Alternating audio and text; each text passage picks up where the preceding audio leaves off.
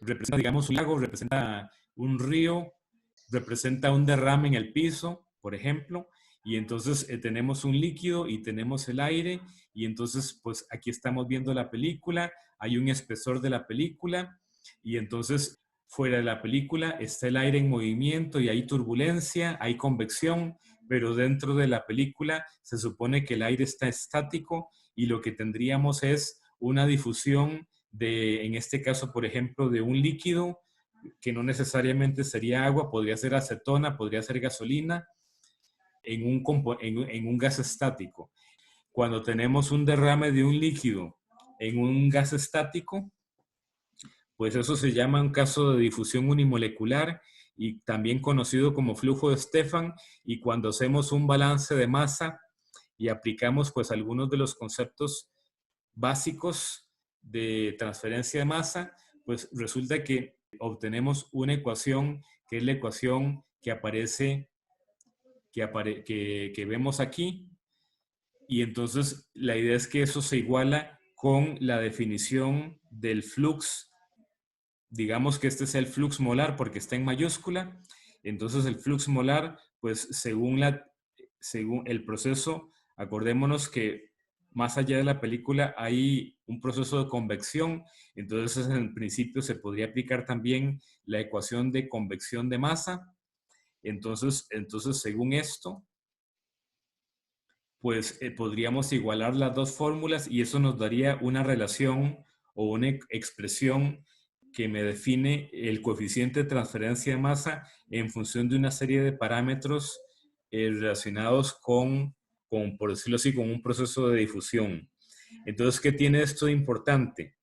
El caso de difusión unimolecular, pues aplica no solamente al caso de un derrame de agua en el piso o un derrame de gasolina en una estación de servicio, sino que también aplica a procesos como, por ejemplo, la absorción de gases, aplica a un proceso de sublimación, digamos, aplica un proceso de gasificación, etc. En cambio, si nos pasamos a destilación, en destilación hay movimiento de todas las especies químicas en ambas direcciones, de líquido a gas y de gas a líquido.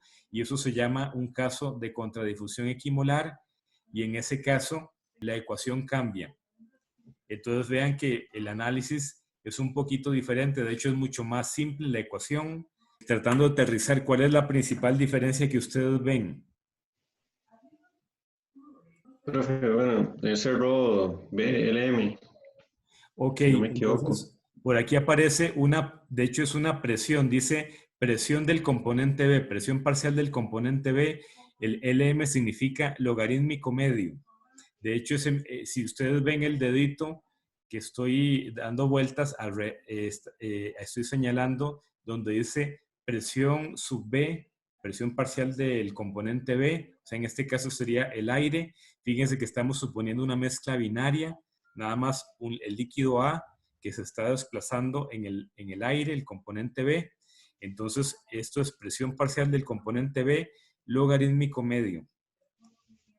Entonces, esto es por decirlo así, una diferencia entre este coeficiente de masa, caso de difusión unimolecular, y este otro coeficiente contra difusión equimolar. Entonces, eso ustedes deben tomar nota que el coeficiente de transferencia de masa, dependiendo de si es, por ejemplo, destilación, que sería este caso de contradifusión equimolar, o si es absorción de gases, que sería este otro caso de difusión unimolecular, pues los coeficientes de masa podría ser que tenga que hacerle una corrección. O sea, el K0, si yo lo divido entre esta presión logarítmica media del componente B, pues voy a tener el coeficiente K sub C y entonces aplicaría lo mismo viceversa si yo tengo K sub C y quiero pasarme a K sub 0. ¿Por qué es importante esto?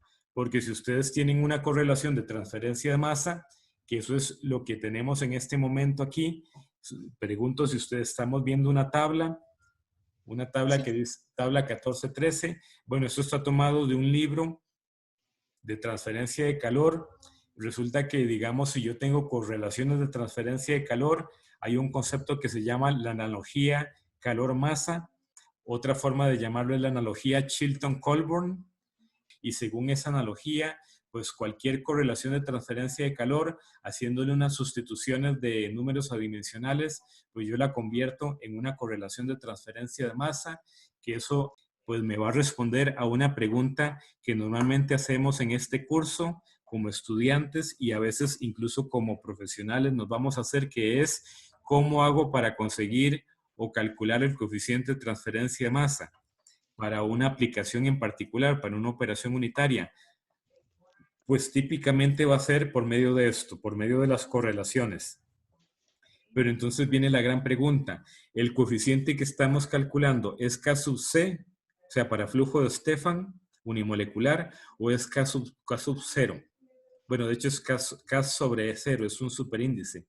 K super 0 contra difusión equimolar. Vean qué importante es esa pregunta. O sea, yo tendría que irme, por ejemplo, si agarro una de estas correlaciones, por ejemplo, tendría que buscar, por ejemplo, el artículo donde aparece esta correlación o la correlación que yo voy a utilizar y necesito ver qué fue el experimento que hicieron los investigadores, si fue un experimento de absorción, si fue un experimento de columna de pared húmeda, que ese también es de difusión unimolecular, si fue un experimento de destilación, etcétera.